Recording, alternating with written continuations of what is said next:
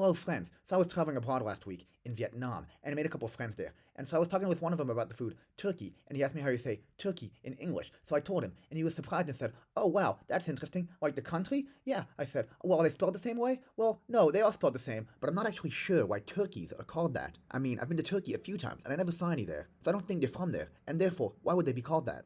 Anyway, the conversation moved on to other topics, but when I got home a few hours later, I decided to look up the word's origin story because I was admittedly a little etymocurious. And, as it turns out, to my surprise, the bird that we English speakers know today as the turkey is, etymologically at least, quite Turkish. Theories on its origin story and its connection to the country vary, but most revolve around commerce by Ottoman merchants in the port of Constantinople, which is now called Istanbul, in Turkey, or officially Turkiye, in the 15th and 16th centuries. Some scholars point out that the word likely comes from the fact that these merchants imported birds, called the guinea fowl, which is endemic to sub-Saharan Africa, and then sold them in European markets, where they were known as turkey cocks, because of course, Turkey is where they were thought to have come from. According to the same theory, when British settlers arrived in North America, they saw real turkeys, which of course they would, since that's where turkeys are actually from. But of course, these New World colonists weren't really sure what these birds were, but only knew that they looked kind of similar to the ones that Turkish merchants had sold them back in Europe. And so they gave them the same name, the turkey cock, and the name stuck, at least the first part did. Now, another theory is that instead of West Africa, Turkish traders imported the guinea fowl from Madagascar, or also Ethiopia, and once again sold them to Western Europe. And then, around the same time, Spanish and Portuguese conquistadors from the New World brought North American turkeys back to Europe with them,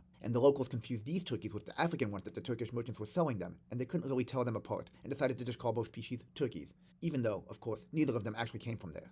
So yes, according to 16th century English speakers, turkeys are from Turkey. But if you ask contemporary speakers of other languages where they thought turkeys came from, well, you get all sorts of answers. French, Polish, Russian, Dutch, Lithuanian, Swedish, and interestingly Turkish speakers, among many others, all think that turkeys come from India, given their names for it. In Macedonia, turkeys come from Egypt, and in Portugal, they come from Peru. In Cambodia, they come from France. In Arab countries, they come from the area where the Eastern Roman or Byzantine Empire once was. And in Vietnam, they just broadly come from the West. So yeah, although nowadays, speakers of most of the world's languages know that turkeys are native to the Western Hemisphere, and specifically North America, over the past few centuries, as turkeys started being traded all over the world, when people first saw them, they had no idea where they came from originally, and instead, often just gave them a name based on where they were imported from. So when I saw my friend the next day, I not only set the record straight and explained what I had learned about the interesting, albeit misguided etymological link in English between the country and the bird, I also congratulated him and all Vietnamese speakers for choosing to denote Turkey with a geographical term that comes generally close to where they're actually from, or at least, for using a term that is so broad and encompasses such a large portion of the world's surface, that when people finally figured out where turkeys are actually from,